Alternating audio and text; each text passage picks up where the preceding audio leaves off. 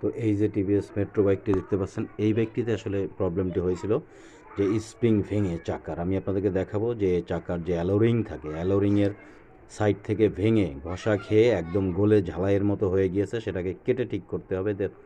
দেখুন এখানে একটু খেয়াল করুন, এই যে দেখুন সাইডের দিকে একদম গলে থেতলে গিয়েছে। তো এটা হওয়ার কারণ হচ্ছে যে বাইকটি যখন স্প্রিং ভেঙে যায়, ব্রেক জ্যাম হয়ে যায়, এই যে ব্রেক শু, এই ব্রেক শু ড্রামের সাথে লেগে গেছে, এই হচ্ছে ভাঙা স্প্রিংয়ের টুকরো। এবং আরও আছে, আমি সেগুলো আপনাদেরকে দেখাচ্ছি বের করে। তো এইটাকে আসলে চলার মতো অবস্থা করে দিতে হবে। এই যে দেখুন, দেখতে পাচ্ছেন স্প্রিং ভেঙে গিয়েছে।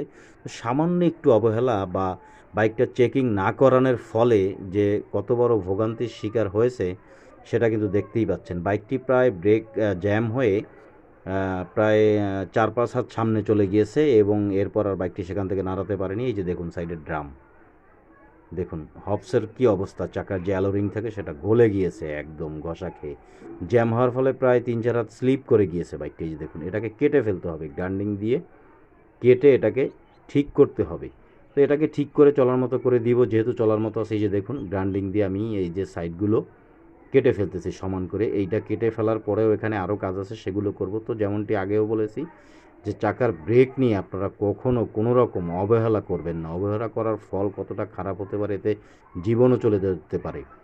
কারণ জানেন যে একটি বাইক দুটি চাকার উপরে চলে এবং ব্রেক, ব্রেক জিনিসটা হচ্ছে মেইন একটা বাইকের জন্যে।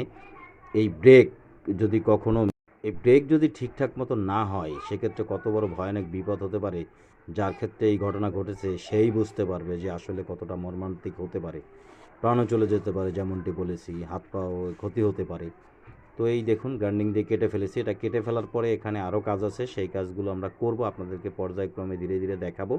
আমাদের সাথে থাকবেন। যারা আমাদের চ্যানেল নতুন, অবশ্যই চ্যানেলটিকে সাবস্ক্রাইব করবেন, কারণ অনেক কষ্ট করে আপনাদের জন্য ভিডিওগুলো তৈরি করি। তো এই গ্রাইন্ডিং দিয়ে এই সাইডটা এভাবে কেটে পরিষ্কার করে নিতে হবে। আমরা প্রথমে এটাকে পরিষ্কার করে নিব, সাইডটাকে সমান করে নিব।